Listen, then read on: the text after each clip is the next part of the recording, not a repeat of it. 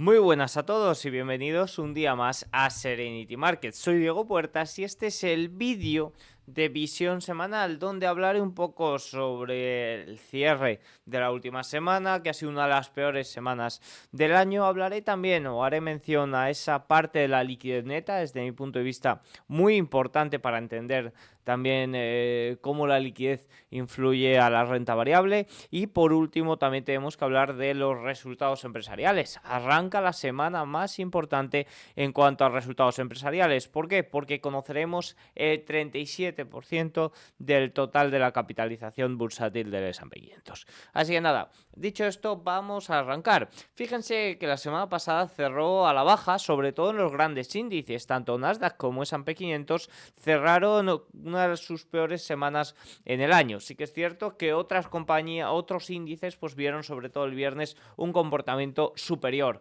al comportamiento de estos grandes índices. ¿Por qué? Porque el sector más afectado fueron la tecnología, específicamente la gran tecnología. Fíjense, Nasdaq cerró su peor día desde octubre el viernes y encadenó su peor semana del último año, cayendo un 5,5% y cerrando a la baja 6 de las últimas 7 semanas. Estoy viendo por ahí, estoy escuchando que hablan de mercado bajista en el S&P 500, mercado bajista también en el Nasdaq. No, para que haya un mercado bajista tiene que caer un 20%. Teóricamente podríamos decir que Nvidia, el viernes, que sí que cayó un 20% desde máximos históricos, podía estar en mercado bajista, pero los grandes índices ni mucho menos. Los grandes índices han corregido un 5% aproximadamente desde máximos. Fíjense que el S&P 500 se mantiene aún por encima de los 5.000 puntos después del rebote de ayer lunes. El S&P 500 encadenó sus primeros 6 días consecutivos a la baja en 380, en los últimos 380. Por tanto, estamos viendo como después de unas alzas prolongadas desde octubre, las correcciones pues ya son cosas serias, pero las correcciones dentro de un mercado alcista. De momento no se puede hablar de ese mercado bajista. Aunque sí que es cierto, pues es eso, que se están viendo correcciones más severas en las últimas semanas. Sobre todo y específicamente, como ya he mencionado, la gran tecnología, fíjense que fue el gran lastre de la semana pasada. Sobre todo las grandes tecnológicas, como digo, vimos a Nvidia caer un 10% el viernes, se deja ya más de un 20% desde máximo. Estamos viendo como Apple no está teniendo ni mucho menos su mejor año, Estamos viendo como Tesla también se encuentra a más, o ha caído ya más de un 60% desde máximos, ha caído casi un 50% en lo que va de 2024 y la situación ni mucho menos es muy óptima para estas dos compañías de los 7 magníficos. Nvidia sí que es cierto que se deja un 20%, pero aún se encuentra por encima de los $700 y es que se ha revalorizado considerablemente en lo que va de año. Fíjense, aquí va, este es el gráfico de Nvidia, un gráfico teóricamente, como digo, bajista. Bueno, falta todavía añadir la vela del lunes, que fue un rebote de un 4 o 5%, pero bueno, sí que es cierto que el viernes se vio una caída muy considerable. El lunes, pues sí que es cierto que ante la falta de estímulos, ante la falta de datos macro importantes, veremos a ver cómo se desarrolla la semana. ¿Y qué explicaciones podríamos dar a estas correcciones que vimos la semana pasada o que llevamos viendo ya unas cuantas semanas, pero que la semana pasada se intensificó específicamente en las grandes compañías? Bueno, pues podríamos hablar de tensión geopolítica, podríamos hablar también de una sobrecompra a nivel técnico, porque el S&P 500 ha tenido un fantástico primer trimestre y específicamente los 7 magníficos, bueno, 7 no, porque excluyendo Tesla, excluyendo también Apple, pero sí que es cierto que las grandes tecnológicas han tenido un muy buen primer trimestre. Y luego también lo podríamos argumentar con la pérdida de esos primeros niveles CTA.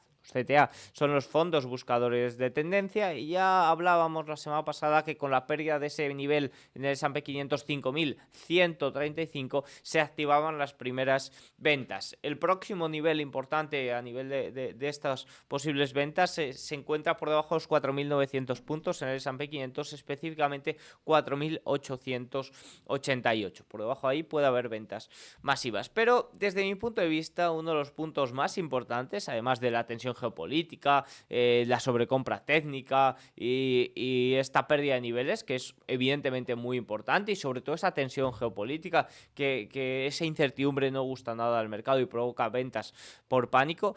Sí que es cierto que desde mi punto de vista la parte de la liquidez neta de la Reserva Federal, que sería la fórmula sería tamaño del balance de la Reserva Federal menos fondos absorbidos por el Tesoro, la cuenta TGA, menos fondos absorbidos en los repos inversos, es una parte fundamental. ¿Qué ocurre? Bueno, pues que estamos en periodo, esta semana ha sido periodo de pago de impuestos, es decir, este TGA, esta cuenta del Tesoro ha aumentado, y también hemos visto como el repo inverso, pese a drenarse en gran parte a inicios de semana pasada, acabó la semana sin muchos cambios. Por tanto, si este tamaño del balance de la Reserva Federal es cada vez menor y vemos como los fondos absorbidos por el Tesoro TGA debido al pago de impuestos esta semana ha sido mayor, vemos como el drenaje del repo inverso esta semana se ha frenado, pues lo que tenemos es un dato inferior en la liquidez, que esta liquidez neta era uno de los puntos favorables que estaban impulsando el mercado desde octubre-noviembre del año pasado. Fíjense,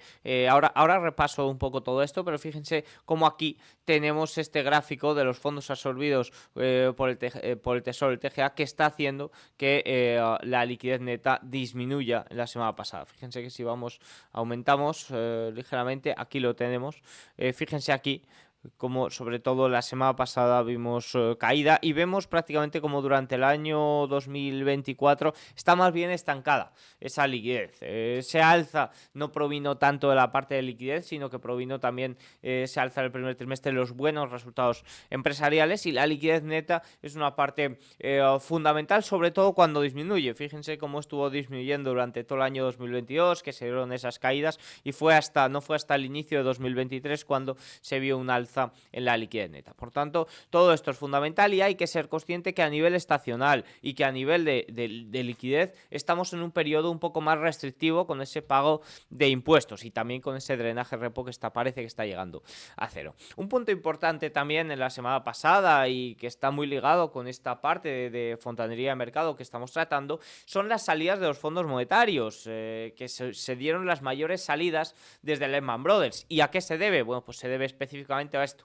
al día de impuestos. Por tanto, no es nada raro. ¿Por qué es una salida tan grande? Y pese a que el día de impuestos es todos los años, bueno, pues porque las entradas han sido masivas. Hay mucho dinero que se ha tenido que aparcar en fondos monetarios, en repo inverso, y es liquidez que sobre todo la parte del repo inverso, es liquidez que está volviendo al mercado.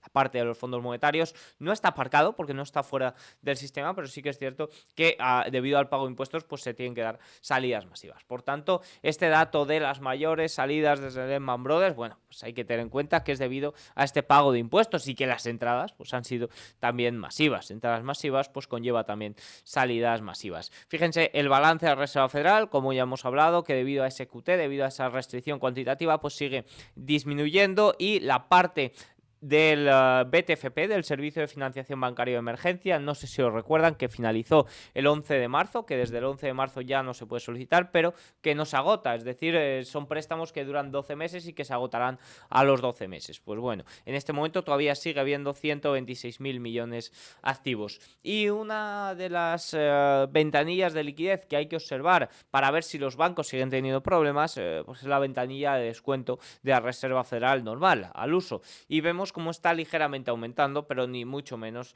mostrando los grandes problemas que se mostraban o en la pandemia o en marzo de 2023. Por tanto, a nivel de mercado, a nivel de fontanería de mercado, esto es un poco lo más importante. Ahora vamos con lo que tenemos esta semana, porque en cuanto a datos macro, sí que es cierto que no es una semana muy importante, sí que tenemos decisión de tipos de interés en Japón para el viernes, y en Estados Unidos tenemos sobre todo ese PCE, ese dato de inflación por el lado del consumidor, el dato de inflación más importante para la Reserva Federal para el viernes. Pero es que antes tenemos una presentación, una semana cargada de presentación de resultados de las compañías. Fíjense, presenta el 37% del total de la capitalización bursátil, y el listón se mantiene bastante elevado. Sí que es cierto que se ha superado en las últimas presentaciones de resultados, pero esto puede ser importante porque el listón es demasiado elevado, y ya saben que fallan o que castigan mucho el guidance, porque durante la última semana también otro argumento que se podría dar es que los resultados tanto de ASML como de Taiwan Semiconductors como de Netflix, pese a ser positivos,